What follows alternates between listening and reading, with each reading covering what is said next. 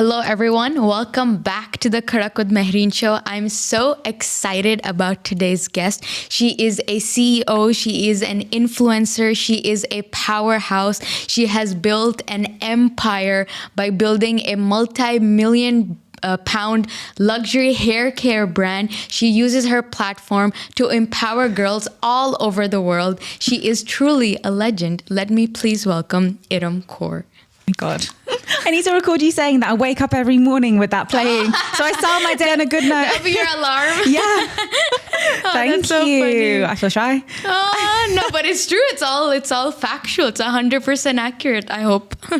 Yes. So yeah, it's very exciting that you're here. I'm truly, truly excited to have this conversation.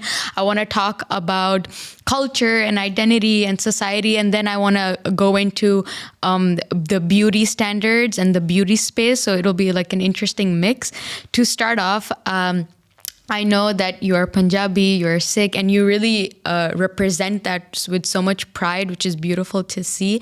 What is your favorite parts about being a Punjabi? Oh my God. First of all, these are such good questions. I love these topics. I love them too. That's why I started this. Yeah. Oh my God. What's my favorite thing about being Punjabi?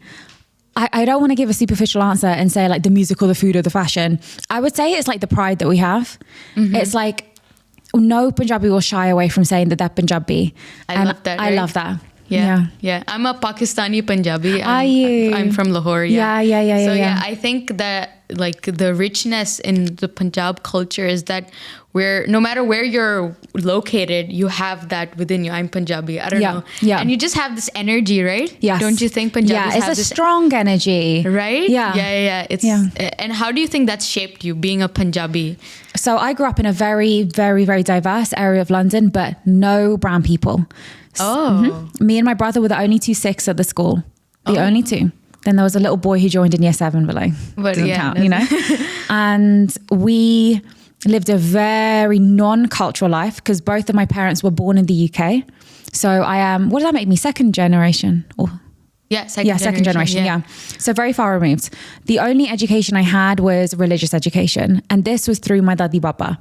Oh, okay. It was not through school either. Nothing cultural. Yeah. So when I went to university, I went University of Manchester. That meant that there was like a lot of people from all around the country because it's quite a big university who went. Yeah. My course was business and there was like 400 people on my course. So loads of people. Whoa. And loads of people from Birmingham. And Birmingham in the UK, you've been? No, I've never been. Yeah.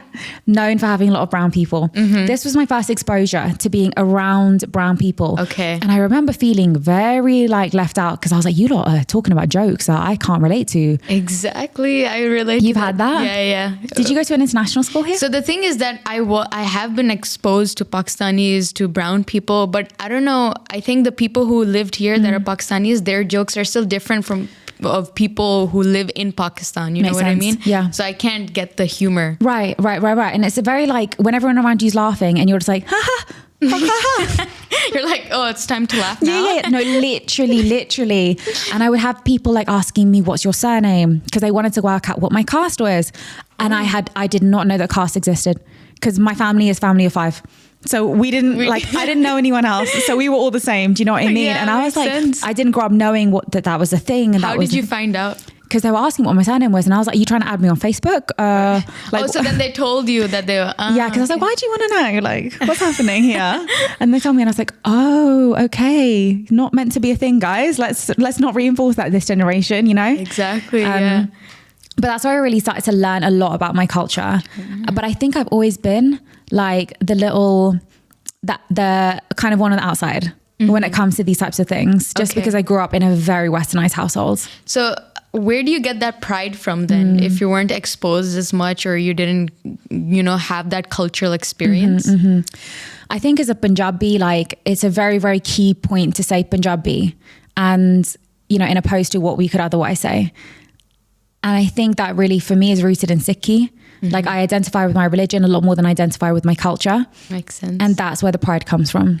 And the religious knowledge that you gained, you were talking about it, that was primarily from family? Yeah. So my Dadi Baba would like tell me sakya, which is like religious stories.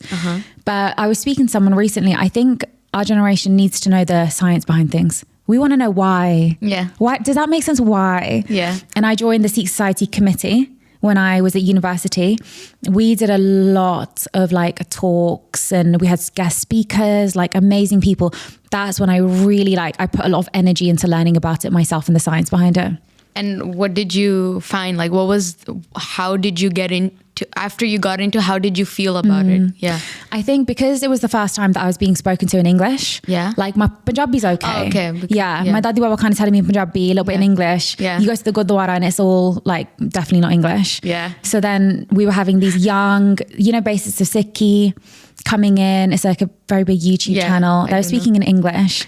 And so that's how you got a lot more probably out of it. And I got confident about it. I understood, okay, this is why we do this. This is why we do that, And before that experience, would you question why we do this or that? Like, would you question certain cultural, traditions that you had? No. But would you, run away from them? How did you embrace, what kind of traditions would you have in your family that? I guess it was like, in London, it's such a diverse city. Yeah. So everything was very accepted. So I just didn't question it. I wasn't like, obviously at my school, I was the only one who, instead of saying Happy Diwali, I was saying Happy Bandit Divas, you know what I mean? But I was used to being the outsider. I was used to being the odd one out. Yeah. So I just didn't question it. I was just like, okay, well, this is my thing. So how did you embrace this identity of being an outsider? Were you scared in the beginning? How was that journey like? My dad is a lone wolf. He's always been a lone wolf. And I'm very similar to my dad. And I think when I was younger, I definitely was like, okay, I want to be a part of this, but I'm just so not. And I think I've always not fully been a part of it. Yeah. And then when I started posting on Instagram and I really I had 5K when I was at uni, which was quite a lot at the time of 2017. I was very cool at uni. Okay, if my uni friends are going to watch this, they're going to be like, no, she isn't. But 5K was a large amount back then. And I was attracting other young girls who didn't have a mum, or their mum was a lot older, or their mum didn't speak English, and they could just relate to my story. That's when I started to think, I found my people. And to this day, there's 350 people as of this morning actually on my Instagram, and they're my people. Wow, that's beautiful. So you kind of found that community. If you couldn't find it in school, you couldn't find it there, you found it online. And now it's grown to a tremendous community. So that's beautiful. Definitely. That's absolutely beautiful to see. So in terms of the Punjabi culture, and there's so many beautiful aspects to it, what do you think about the culture that you didn't want to accept, that you didn't agree with, that you wanted to kind of challenge? So for me, I think alcoholism is a huge problem in the Punjabi community. I think we can all confidently say that we have either an immediate family member or a one level removed, like an uncle or cousin or something like that, who has a problem with drinking. Mm-hmm. And what I see is that as Punjabis, especially young Punjabis, we're glorifying partying and drinking. And I don't think there's anything wrong with that, in moderation. Yeah. So this I really struggled with, because at uni I drank, I would have one drink or something, and then I started working at nightclubs, so I stopped drinking. But I was the only one that wasn't drinking, and since then I've never drank. And see, recently I was offered a brand deal to promote a very big alcohol brand for Diwali, and it was £10,000, and I said no. Wow. Because I just think it's your values. 100%. First of all, I don't drink, so how can I promote an alcohol? How do I know if it's good or not? And second of all, I think I would be doing more to the detriment of our community. And it may not be that the dads who are drinking are following me or the uncles, but the daughters are following me. Do you know what I mean? And I don't want to sit there and they're sat there struggling with an alcoholic, thaya, mama, chacha, or mum, whoever. Yeah. And then they go online and they see Erim promoting it. God forbid. Well, how irresponsible of me could that be? Yeah, so I would say that partying, drinking, glorification is probably the worst part of the Punjabi community culture. First of all, it's beautiful to see how much you care about your community, because obviously it's very easy to say yes to such a brand deal, but the fact that you actually cared about painful. The people. Yeah, I mean, I can imagine. Painful to say no. I can imagine. But you did that because you really truly have this care, genuine care for the people. That's beautiful. Truly. If you have to think about this, my manager lost on commission from that big job, but she supported me. Wow. So it's also the people around you. 100%. Yeah. And I said to her, I was like, you know what? I know a non-alcoholic brand is going to come to me and they're going to pay me 12 grand, 15 grand. Do you know what I mean? Yeah, I love that. You have that in you. Yeah. That's beautiful. But growing up, when you saw this, I don't know, you saw within your family or within extended family, this issue of alcohol, how did you face it? How did you react to that? I think, sorry, my chair's squeaking. I can't speak to that question actually, because I think it's all about my family. Yeah. Makes sense. Yeah, makes sense. So going away from culture, and I think that's an interesting topic. When we talk about women in our society and we talk about women in our culture, I think there can be we see a lot of judgment in terms of how women behave versus how men behave. Like there's a lot of, I don't know, standards or expectations put on women. What do you feel about that? Is that something you've experienced or you've seen? So I have a very small family. And like I said, we're very, very westernized. We're very modern. Yeah. I don't think I've ever really faced that within the context of my immediate family. You know, my daddy, baba, my dad, my brother. Makes sense. I have seen it happen online and stuff like that. And I think it's unfortunate because it's a bit of a generational curse. And I think our generation now is waking up to it. And we're kind of the ones that are going to be the first ones to put our foot down. Yes. Do you know what I mean? For sure. And be like, no, like leave that marriage if he's bad to you, or like wear that top if you want to, very two different ends of the spectrum. And I think that's a heavy thing for us to hold. But you know what? I have to say, I'm so proud of this generation of young girls. I think we're doing such a good job.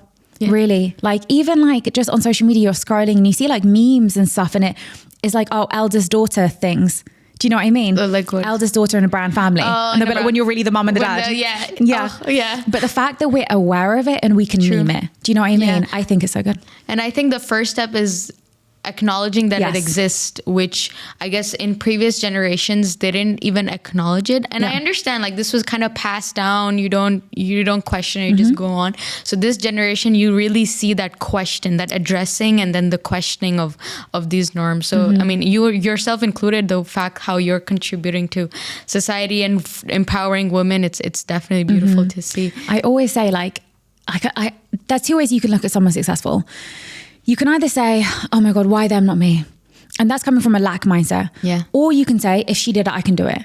And I'll give an example. I think, I might be wrong, but I'm definitely not the first brown girl to work with Pandora. I think Deepika Khalsa worked with them. I might be wrong. But whoever the brown girl was to work with Pandora opened the door for me. And then I went in and I pushed that door wide open. And I've seen like Pandora is an amazing, amazing company when it comes to inclusivity, diversity at a very, very, very like specific level. It's not just race. It goes above and beyond. And I think the second way you can look at it is like, if she can do it, I can do it. And I feel like that's my role, is to open these doors. And I want to see these brown girls run through those doors.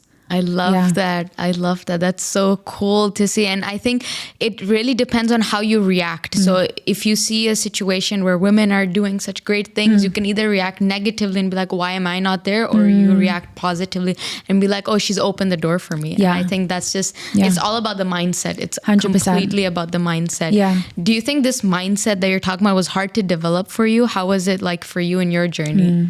Because I grew up with no women in my family besides my daddy, I have to say, like, I don't think I grew up with a competitive mindset. I think it can happen where you have like a lot of female in your family, like cousins, and you're okay, who's the one who's going to get married first, or who's the one who got the better job out of uni? Do you know what I mean? Because you do get compared to your similar category. Yeah, for sure. To your peers. That's and women get compared to women. So because I never saw a woman as my competition growing up, I just don't think I developed that mindset. I also would say I just love female energy. I love being around girls. Like I'm so happy around like girls. Yeah. So I'd always be really happy. I would just be really gassed. Like if there was a girl that was older than me that was giving me attention, I'd be like, oh my God, adopt me, you know? You can't change that mindset. Do you know what I mean? You had something all your life where you're just like, oh my God, she knows me, you know? I still have that. Oh, that's so cool though. But I completely agree. I feel like women just have this energy in them that like you just resonate with. No, even if I have like an amazing conversation with a male in my podcast, I don't know, women energy is just so different. I realized. So I completely agree with that. But how is it like on social media, for example? This mindset of comparing probably was not there face-to-face real life. But then on social media, did that exist? What are you asking me? In terms of comparison. So on social media, it's very easy to look at other women and see what they're doing and start comparing. So did that competitive mindset exist when it came to social media? So I speak about this a lot, but my relationship with my followers is I'm looking at them only, they're looking at me. Yeah. I'm in my own lane. I'm really not trying to be in anyone else's. I'm trying to serve the needs of my existing following, not serve the needs of that person that's adjacent to my following, because then you're always going to be chasing someone that doesn't already like you. Chase the people that like you. It's easier. Do you know what I mean? Like, then you can build that rapport. Like, you were speaking to me that I do funny videos. Like, you are my audience. You find that funny. That's good because I find that funny. This person over here, Joe Blogs, may not find me funny. That's fine. That's why am I going to convince him that I'm a funny guy? Do you know what I mean? Yeah. So I think keeping your tunnel vision on when you're on social media is very important. And what does this mean? A lot of people talk about how social media is bad for your mental health. No, the decisions that you're making on social media are affecting your mental health. Yes, we can't really defend ourselves against the adverts that we're shown because they just inject themselves into our timeline, but you have the power to control your timeline. You have the power to say, you know what? When I watch that person, she's not done nothing to me, but she just makes me feel bad about myself. Don't know why. Just get a bad vibe, unfollow. And then you don't have to see that. And then your experience on social media is so much more positive. Yeah. It's all about the conscious decisions that you make. And as you mentioned earlier, that moderation is key. We were talking about alcohol, but even in this sense, in terms of social media, consumption. Yeah, exactly. Everything that you consume, you have to consume in moderation as well. And it's all about your conscious and intentional decisions. So yeah, I use that phrase all the time, intentional decisions. You're so advanced for 21. Like, what? Stop it. I was not like this when I was 21. How are you like? I was living in Atlanta. I'm sure you were even better. I mean, like, what you've built is like, didn't you start like a social media at like 21 or 20? I graduated 22, I think, in 2017. But I was working in nightclubs in Atlanta, in London, in Manchester, and I could not get a job for love nor money for 8 months once I graduated. Then I got fired from 8 consecutive jobs. Yeah. 8 apparently is my unlucky number. And then I started like properly putting myself in social media. And then, but is it really unlucky if it led to this? You're so true. I like it. Okay, 8 is my lucky number now. We've made it happen. Yay. No, but that's so cool. I mean, see, exactly. You did all of that. Like, I don't know how I would have handled it. Yeah. I feel like any type of rejection, I'm still like learning how to handle. I would just like cry for like months. You know, how is that like for you? I think it was hard at the time because I felt like, what's wrong with me? Like, I worked really hard in my degree. I got a first, and then I was coming to all these employers like, look, I'm going to work really hard. And I really, really put my heart into it. And then I'd be like, and I got a first. And then something would happen and I wouldn't get the job or whatever. And I think 8 times is a lot. God was really trying to tell me, don't work for someone else. Like, he was like, Erim, I'm going to keep pushing you away from these opportunities. Like, you got to get it together. Wake up. Wake up, Erim. Yeah. And then I woke up and then I was like, okay, cool. Now no one can find me. Well, that's awesome. It led to this. So that's the perfect journey. Yeah. I think talking about women and how women are in society and how they're perceived in society, I think, do you think that women get judged more than men? They have higher expectations to look good, to look this certain way, to speak in a certain way, to sit in a certain way. What do you think about that? Definitely. I go back to this example. If a guy posts that he's bought a new car, everyone's gassed for him. Everyone's like talking about it. When I posted that I got a new car, I had so many people message me, be like, oh, it's just a Mercedes. It's just this. It's just, and I was like, what do you drive? Tell me what car you drive. I want to know, you know, like, it's very double standards, very double standards. I'm very, very in the weeds when it comes to like talking about racial, I don't know the correct word for it actually, but racial representation and then gender differences. I really like talking about those two things. But yeah, I see that very strongly. Do you see it? Oh, for sure, for sure. And it's interesting because I wanted to ask you, do you feel like you would get these kind of comments or hate more from women or men? Is that something you've noticed?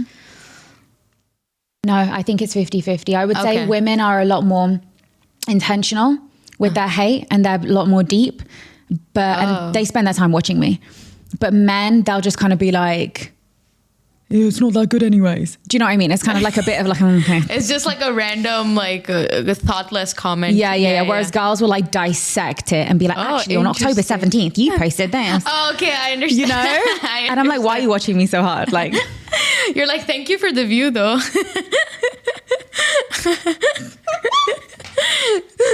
literally.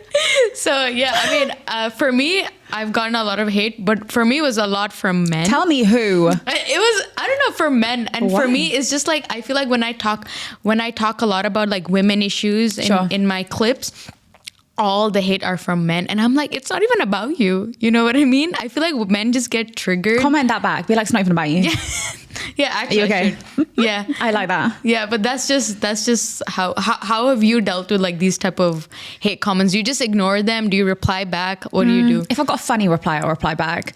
But if it's like someone seriously trying to hit on me, like I'm not giving you airtime. Yeah. Like really, you're you don't deserve the time or energy, honestly. Yeah, and I think like the time it takes me to respond to a hate comment is the exact amount of time it takes me to say thank you to a love comment. Why would I not? I love that. Yeah. That's a great point. Yeah.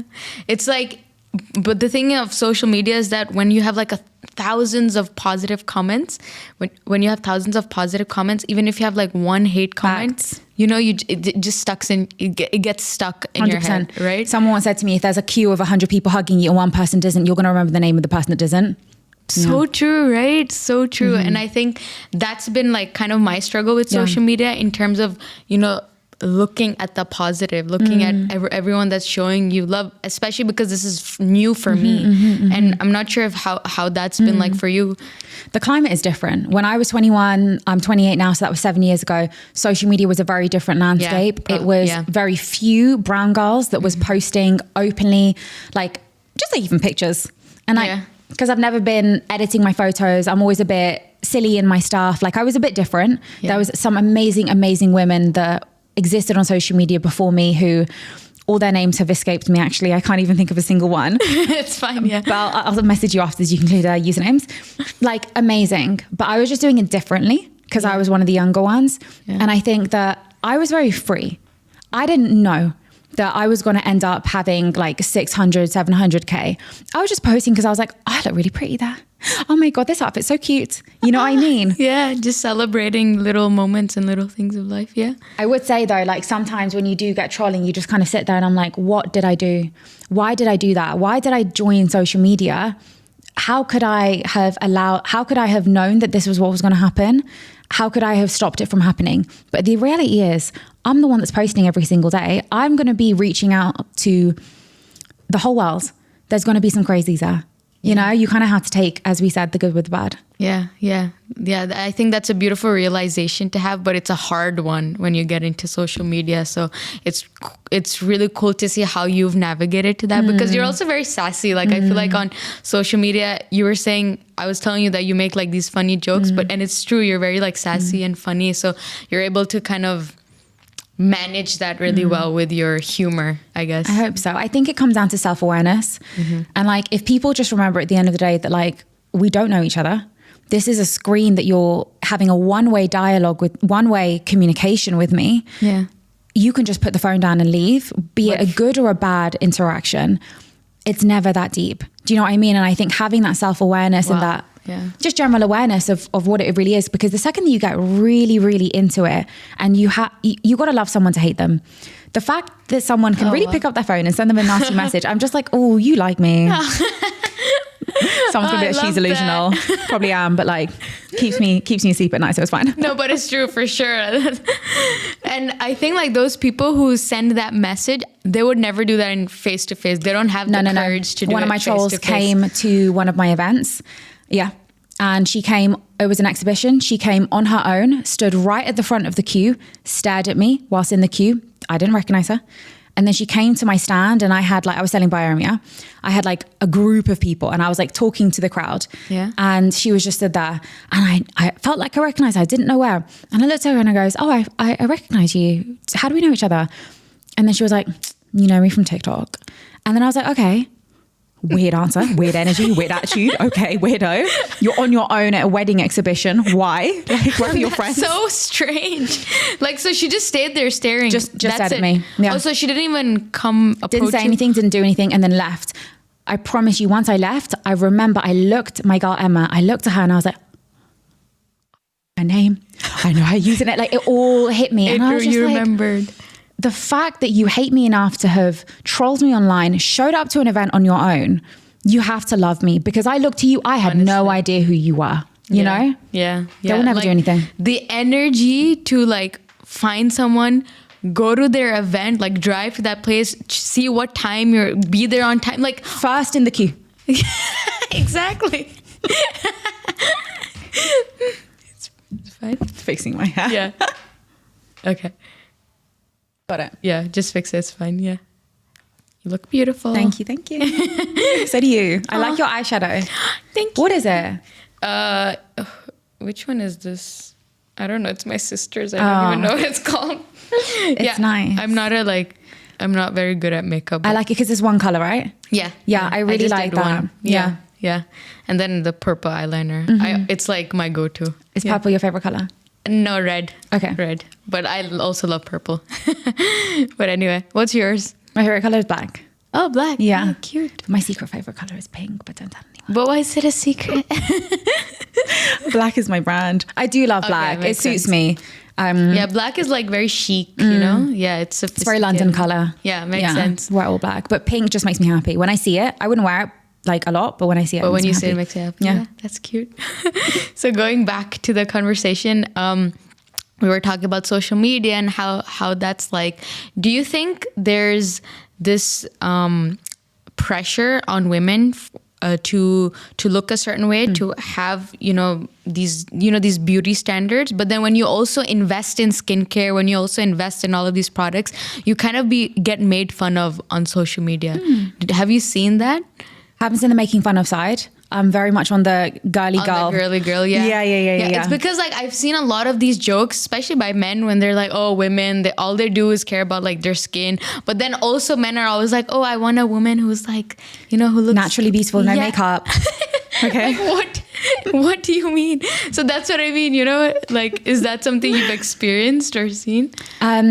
Regarding beauty standards, I think, again, it comes down to who you're following. Follow people that make you feel good about yourself. Yeah. If following me makes you feel bad, unfollow me. That's completely fine. But I would say that I think regarding the discourse around filters and then beauty aesthetics, etc., I have nothing against it. Yeah. That is your personal choice to do it. And I think a lot of people talk about feminism in a very extreme way and say, no, don't wear makeup and da-da-da. It's like, no, feminism means a choice to do what you want. Exactly. So if you're choosing to do fillers, if you're choosing to use filters on your Instagram every day, you are completely empowered to do so. On my way I look at things, by Erim, we have a filter, and it's the world's first fully inclusive hair filter. So have you tried it? No. I'm going to send you the link. Oh, I want to try it. Yeah. So it works on hijabs and turbans. Oh. Yeah. Because those who cover their head, they don't get to use the hair filters. Oh, that's crazy. Yeah. That's so cool. Thank you. Mozzarini Studio. That's Mozzarini Studio created it. They're amazing. Please include this because they really deserve their flowers. Yeah. And we do not distort your features at all. It just gives glitter in the hair and like a little bit of a blur. That's it. Oh, that's amazing. How did you get the idea of starting that? That Mozzarini Studio approached me and it was just such a good idea. Makes sense. And they did it perfectly. Wow. Yeah. I love that. I think like filters, like we can talk about it, but like some are fine. Yeah. Some really just add a cute little effect. Do you know what I mean? Yeah. But I just think a lot of things get lumped into that discourse, like, oh, she doesn't really look like that, she uses filters, and oh, she doesn't really look like that naturally, like that's not her real lips and stuff like that. And I'm like, first of all, as a woman, you shouldn't be speaking like that about another woman. Yeah. Truly. Yeah. If you are trying to empower someone, you are empowering them to have the choice to do whatever they want with their own body. But second of all, like not all, do you know what I mean? Not all filters do that. Yeah. Not all. And like, it's okay if you use a filter and it's okay if you don't. Like it's completely up to how you feel as a person when you're posting online. And like, I don't know, I feel like this whole idea of judging people on social media, judging people face to face just because of how you look, it's very toxic. You know what I mean? There's almost like a homogenization of what is defined as beauty because of social media. Before, you were just the prettiest girl in your village because you didn't have a window to the rest of the world. Yeah. Now, and like that would have meant that like maybe Indians, we thought that big eyes was beautiful. But then say if you go to another part of the world, like it could be that big noses is beautiful. But now everyone has to look the same. You have to have big eyes, a scoopy nose, like a European nose, big lips. Like it's so boring. Yeah. It's so boring, right? Everyone looks the same. Yeah, exactly. And for me growing up, it was like brown color is not as beautiful as white. So for me, it was like that. And growing up, it's just like, when I think about it, you know, in Pakistan and in Desi societies, there's like those Fair and Lovely, Be White, those kind of creams. And I was There's a brand called Be White. No, not Be White. It's like that's what it is. Promoting. No, it's called Fair and Lovely. Okay. So it's like about being fair, and like the ads are literally like a woman.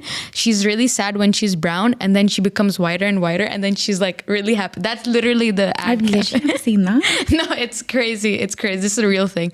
So yeah, growing up, I saw all of these things, and I was just thinking about it. Like brown color is what makes me me. Like it's my identity, and like why on earth would I want to be? Would all of us just want to be white, and just all of us just want to be the same skin color just because that's beauty. And I just found that so like weird because we're not embracing our own identity. We're kind of being racist to ourselves. Literally. And I think the burden isn't on people with dark skin to fight against it. The burden is on the people in the place of privilege, those with light skin. You need to turn around and say, I like Mussy, don't say I'm pretty because I'm light. No, because I agree. You know, it's easier to accept a compliment than it is to ask for a compliment, you know, and like darker skinned people are going to have to ask to be called beautiful potentially, but lighter skinned ones are getting it. Like, no, you have to reject that compliment straight away.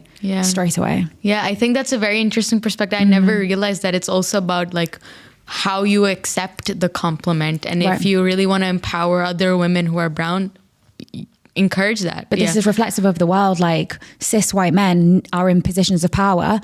It's going to be very difficult to women of color to be able to climb up that ladder without the assistance. They need to, they have to be aware of it. They have to open the doors. They have to make an intentional effort. They have to put in place quotas for the amount of people that they have working for them, that are female, that are women of color, that are women, neurodiversity, that have physical differentiations, like whatever it might be, age differences. The power is coming from the top. They need to be in sync with what's going on. And do you think that's happening? That's gradually happening? What do you think of the pace in which it's happening? I have not existed in the corporate world for so long, so I don't know how that's changing, if I'm honest. Makes sense. My touch point with anyone who has like a job generally tends to be in PR. And I think girls who work in PR are very, very aware of like the social sensitivities and stuff like that. So I would say from my perspective in London, being a very progressive city, I think things are moving in a really nice place.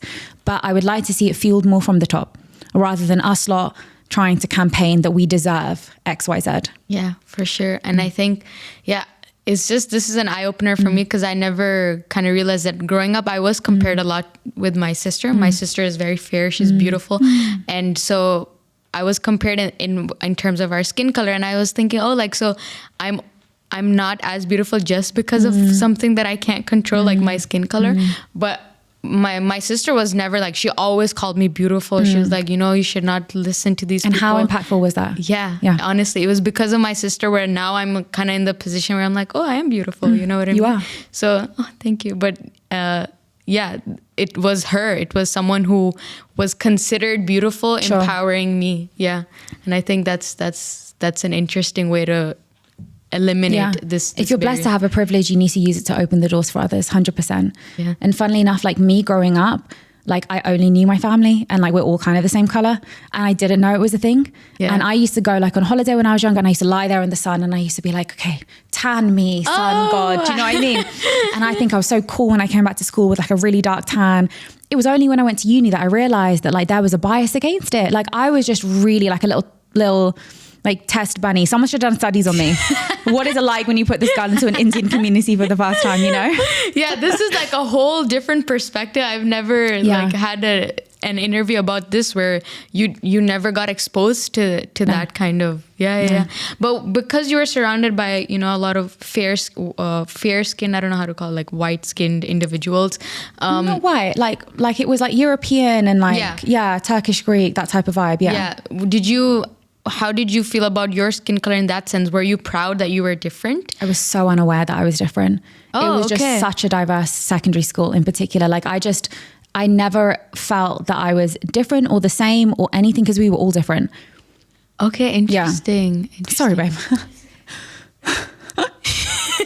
Come do it. Because I keep playing with it. I'm not getting it right. We always bring a hairbrush. Thank you. Yeah, for me it looks perfect. Thank you. I don't notice it. I notice everything. Yeah, it makes sense. Oh, you always bring a hairbrush? Yeah. A hairbrush? Yeah. Thank you. Good. Awesome.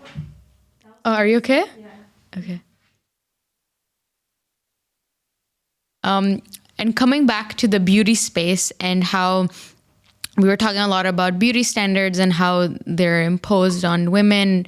What do you think about beauty standards on men? Is that something you've seen? Is that also, I don't know if it's as severe as for women. What do you think about that? I never think about men. You know what I mean? Like I just never, like I'm so in the girl world. I understand. Speaking on behalf of my dad and my brother. Yeah. I think that there's a general expectation of a man to be big and masculine. However, like you meet girls that are going to be like, oh my God, I love the skinny guy with tattoos. Or like, I like dad bod guys. And I think like there's so much diversity in the way that women have a preference towards men. Whereas I think there's less diversity in the way that men have a preference towards women. Oh, yeah. Do you know what I mean? So I think there's like a smaller boundary that women can kind of operate in that's like generally universally pretty, but like I think men have a bit more of a wider, and it might be like most girls just like a big strong guy, but some girls don't. And I think like there's always going to be space for them, so I think it's probably a little bit easier, but there's going to be a man watching this telling me it's not, so comment below. Teach me. There'll always be someone to hate, honestly, always. But I think that's a very interesting insight, because I mean, we know that for women there's a lot more severe specific standards put on them, but then it's also that women, I don't know, they're like a more they have more diverse tastes in men, I feel like, right? Yeah. I don't even think it's hate commenting either. I think like commenting is a good thing when it starts a conversation. Oh yeah, that's the best. Yeah. As long as you're sparking a conversation, no matter what it is, like people are actually talking about like that showcases that what you're talking about is interesting. It relates to people. So. Like this is only 1 hour. We can only scratch the surface, you know? Yes, exactly. There's going to be so many different opinions. True. That's a great point, actually. It's not just hate. Yeah, for sure. And we were talking about men and these standards. Going back, when we were talking about earlier, you mentioned marriage. I'm not sure if you mentioned, I was actually watching a reel about you talking about marriage, that you attended one of a wedding, and then you saw girls getting married, but the thing you were worried about is how you look, and not how you look, but the picture. Always what I care about. Yeah. Married or not, like I'm going to care about the pic.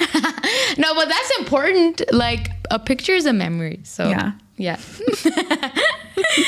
No, so what do you think of marriage? And like, again, you were saying that you were living in a very different in society or culture. So maybe this pressure of marriage, I'm not sure if you felt it or if you had it, but what do you think of this pressure in general? Being completely honest, I see a lot of people treating marriage in their 20s like musical chairs. Do you know that game? Yeah, of course, yeah. And it's kind of like a rush to whoever I'm sat next to. Okay, cool, it's you. I went to one class at uni with you and you seemed okay. And like, you can only see what people see. Do you know what I mean? Like what they show you.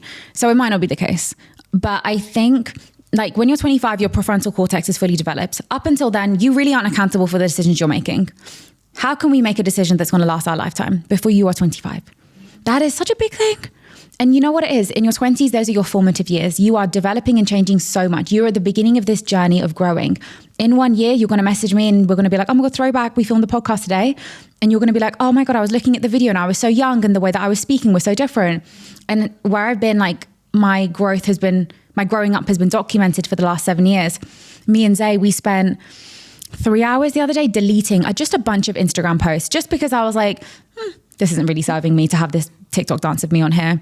No one does that anymore. Why do I have that? Yeah. Delete, gone. Yeah. But seeing that growth is crazy, crazy, crazy. For you to commit yourself to someone, and I think rare occasions it does work, and I think it's the most beautiful, beautiful story. And I wish it worked 100% of the time, but you're changing so much. Let yourself change and develop and to something a bit more firm. Yeah. You know yourself a little bit before you make that lifelong commitment, because you have to allow your partners to know themselves as well.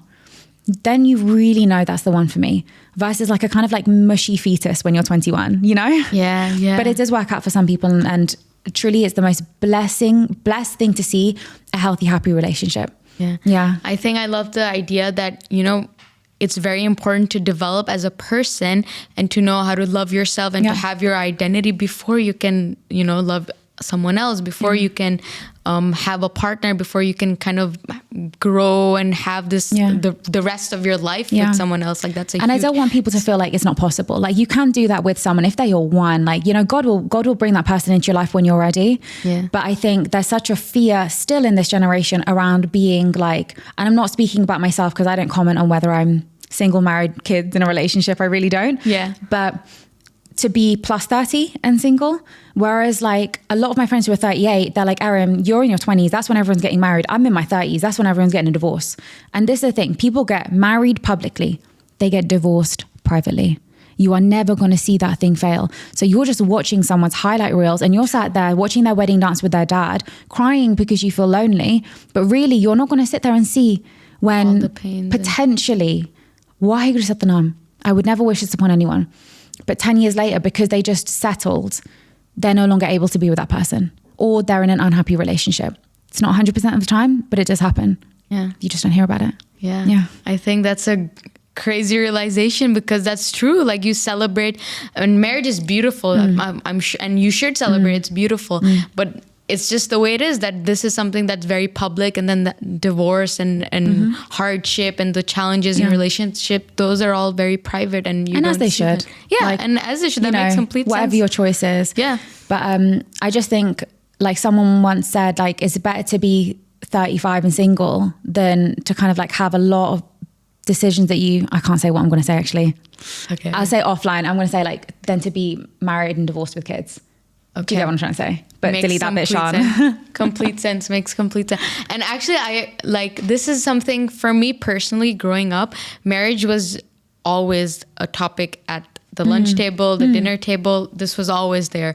And I know there's like this pressure to get married at a certain age, especially in our society where it's like, my sister, she got married when she was like 22, Congrats. 23. 23. And I'm 21. And so sometimes it's like, oh, does that mean I only have 2 years? But I don't even know like who I am. You know what I mean? God, but like imagine making the wrong decision. Exactly. Oh, don't make the wrong decision. No, but for me, I've talked to my parents about it, that this is something that I really cannot do right now.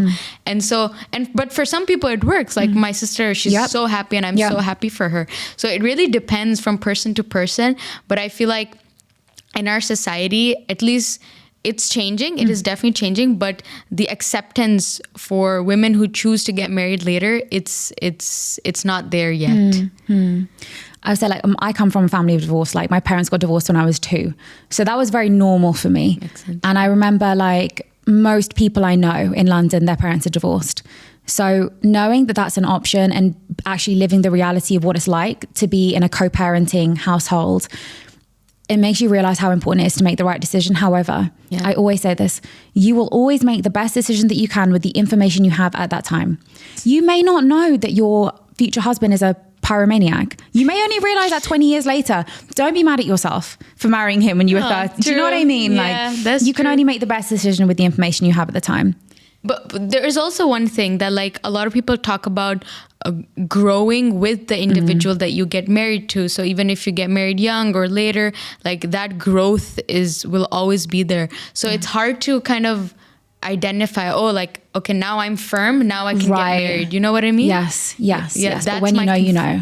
Okay. Yeah. Makes sense. Yeah. That's because a lot of people ask me, what age do I want to get married? And I'm like, I don't know. Because you could know at 21. Do you know what I mean? You could be like, yeah, I'm sure of it. It's a feeling, isn't it? Yeah, true. It's all about the feeling. Yeah, that's so I was getting fired from all my jobs at 21, so clearly not. And now you're here. That's so cool. How was it like getting the award? I wanted to know more about that. That was just so cool. It was so cool. Yeah. So just for context, I won the Middle East Beauty Influencer of 2023, and I was nominated. And I kind of thought, okay, well, I don't live in the Middle East. I'm up against a bunch of like Arab influencers. I feel like I'm not going to win, but I'll go. That's fine. I'll go for a cute event, you know? And then it was really funny because I made friends with all the influencers. They were all so nice and we were all so different. And every time they were announcing the award, we all had our phones ready because obviously we're trying to film it. Who's the winner? And they left ours till last. So we just started playing a game, which was who do we think is going to win out of all the nominees? And then they announced my one and I was like, oh my God. I like quickly set up my phone. I had the flash on me and I thought, it's a dark room. Everyone can see that I'm sat here with a back flash on my face. If I lose, this is going to be really, really embarrassing. But you took the risk. Listen, the video. And the video is so cute. I love the video. Really? Did you see me? I looked at my dad and I was like... And you were like... But you know what though? They said my name really weird. They were like, Erim Kaur. And I was like, who? You took a pause, right? You paused and then did you see like your picture and then you were like, okay, that's me. All the influencers turned their cameras on me. Okay, they all started filming me and I was like, that's me. Because you can see me looking at them because I'm like, oh my God, they're all filming me. Like, guess I'm getting up now. And I was wearing a long dress and I was like, Erim, don't trip. But I was okay. I'm good in like public environments. I'm good in social situations. So I was good. I was just so gassed and it was such an unrelenting happiness. Straight after they took me to go do some like press interviews, blah, blah, blah. And we were led there by someone and me and my dad were behind and I was saying to my dad, film everything. Do not film. Do not miss anything. And he hates filming. He hates, this man films like upside down. I don't know what he's doing. And he hates it because I'm always mad at him. And he was just like this and he was like, just in shock. And then once I'd done all the things, I just looked at him and he looked at me and we were both like that just happened. I won. And I was just like, yeah, I won. Let's go. And I FaceTimed everyone. I texted Zay. Immediately she was like, you deserve it. You deserve it. And that doubt that I had, the next day we sat down and we just blasted it to everyone. Like my UK PR agency was posting about it. My Dubai PR agency was posting about my influencer agency, like my team, like we rinsed it. And I thought, you know what? No one was going to rinse it more than me. I really gave publicity to the thing, but I also used it as a stepping stone for me to reestablish myself in this market. Yeah. And it's gone like this now. I'm really happy. I love that. I love that for you. That's so exciting. And honestly, you should celebrate it. Like this is crazy cool. Yeah. And we were talking about how like you keep forgetting about it and then everyone keeps reminding you. Yeah. But, and like, I don't know, it's just, you should celebrate it. Like, go You're out for a Dubai dinner girl, though. Dubai people love to celebrate. Okay. They love the little dessert and the sparklers and the presents. But I love this about the Dubai culture. It's very much like we can all succeed. I think it's an abundance mentality here. Yeah. I think in London, it's a bit more gate kept. I think it's a bit more like it's you v me. Yeah, exactly. Whereas here, everyone's celebrating your win from the bottom of their hearts. I felt it. I could be wrong. No, but it's true. But like, do you feel like you meet, I don't know, fake people here? What do you think of the people here in terms of like community wise? I have a really lovely group of friends and I think people are very friendly here. But when you just kind of like have your set group of friends. So I'm cool with people on like a surface level and like, I think you always end up with someone in your path for some reason. Whether I came into your life to, I don't know, teach you about hair care, give you this oil. Maybe you just really needed it at this time. That's my purpose. Maybe you came to inspire me to talk a little bit more about beauty standards. That was the purpose. If there's anything more, then it's more. But I think Dubai has a mentality of like, what can I do for you? What can you do for me? Yeah. And I don't think that's a bad thing. So you don't know what purpose you're going to serve in someone's life. Interesting. Yeah. How do you think the community is there in UK then relatively? I've lived in London all my life, so I have a very established friendship circle again. I would say like London, I get recognized all the time. And I would say that it's a very confident approach that people have, which I really like. It's a familiarity because like, oh, she's one of us. Like she's a UK girl. Like it's Erim. We can go up and talk to her. Whereas in Dubai, I think when I get recognized, people are a bit like, oh, okay. And they kind of like don't say anything. That's true. That's right? So true. That's actually very true. Like, I don't know. They get really shy. It's so funny because like even my younger sister, she posts on TikTok and stuff. So there were a few people who recognized her, some girls, and they were like talking to themselves, looking directly at us and being like, no, it's too awkward. And I'm like, I think this is more awkward. Like, not approaching. Because we can see. Just do a wave, I would say. You can gauge someone's like, if who did I see the other day? Michaela Cole, do you know her? No. She's an amazing actress in the UK. She's done amazing work. I respect her so much. I saw her, I was at Abu Dhabi for the UFC. And like, she's so recognizable. I'll show you a picture of her later. And I saw her, I didn't even hesitate. I just like touched her on the arm because I walked past her. Also, I shouldn't have touched her. That was really weird of me now. I'm thinking about it. Why did I touch her? But I was like, I just wanted to let you know that I really love your work. And then she makes me so happy. She so sincerely looks at me and she was like, thank you. That means so much to me. So sincerely. And then I just walked away. And she just like continued with her thing. I think that interaction with her made me love her so much more. Like I really was fangirling after. I was like, oh my gosh, she looked at me in the eyes. But like how much more enriching of my experience. It was so cute. In Abu Dhabi, was it that I got the chance to see her and just give her a compliment versus if I just looked at her from afar and kind of did like a... Do you know what I mean? She feels awkward, I feel awkward. Exactly. And I'm sure she would notice it. That's the thing, like the person would notice it. That's what makes it. And now you remember that. And it's just, now every time you would think of her, you would think of that cute little encounter. Yeah. Like you lose nothing by just being like a little hey. You know, and you can gauge someone's vibe. Like I knew she wasn't down to talk anymore. I was also like with my dad, like why would I, stand in the middle of like it's nighttime, have a conversation. Just a cute little, that was perfect. Yeah, definitely. I think London people are good at that. They have a bit of confidence with it. But I think in Dubai people, maybe they're just a bit more polite or they just don't want to intrude or something like that. Yeah, perhaps. Yeah, that's a good insight. Do you want to change anything? Okay. Just looking at her face. So we're at the end of this conversation. I truly, truly, truly enjoyed talking to you. It was full of insights. Honestly, like I know about the beauty standards. I know that this exists, but it's just a different outlook on based on from your experiences, what you've seen on social media, everything. So I feel like it was very interesting to see, how it's like for men, how it's like for women, but more on women, of course. So thank you very much for your time. Thank you. Truly loved it. I have a little gift for you that I have for my guest. Stop it. Thank you. Yeah, I hope you like tea. I love tea. Yeah, you said you love karak. So thank you so much. Shall I look in it? Yes, of course. You can open it. You can take it out. Wait, have you put a letter in there? So that's the letter is inside the box actually, but that's the list of teas in the... Okay, beautiful. We're going to read that later. This is really nice packaging, by the way. Really nice. Did you pick it yourself? No, so Feel Good Tea, they're like it's a partnership with Feel Good Tea. So this is one of my favorite boxes from them. I love this. Thank you so much. Okay, grab your present. Oh, thank you. I was so shocked. I didn't know this was like a little gift. It is my pleasure. Cute. Right, let me explain it to you. So this is the By Erim hair oil. 100% natural, 8 pure oils inside. You use this as a pre-wash treatment. It's non-greasy. It's amazing. If you're living in the GCC and you're suffering with hard water, dust, sand, sweat, sebum, this is going to restore the moisture back to your hair and help it grow. So enjoy. Thank you. I'm not even kidding. I'm not just saying this, but I was literally looking for hair oils literally like just 2 days ago, and I was looking at the By Erim hair oil as well, but I was just like searching a couple because I was like, I think I need some for my hair, but like this is like perfect timing. I'm not even kidding. Thank you. This means You're so welcome. Much. You're so welcome. Thank you. Honestly, this is so cute. You really didn't have to. You're gassing me up. This is so cute. Thank you. You're so welcome. And I hope you like it's like all those little different like tea. Yeah, I just love the packaging, to be honest. It's stunning. I'm gonna have to try some later. This is my favorite one. I love it. What's your favorite flavor? The classic, the lemon tea one. Okay, nice. I can see some rose one.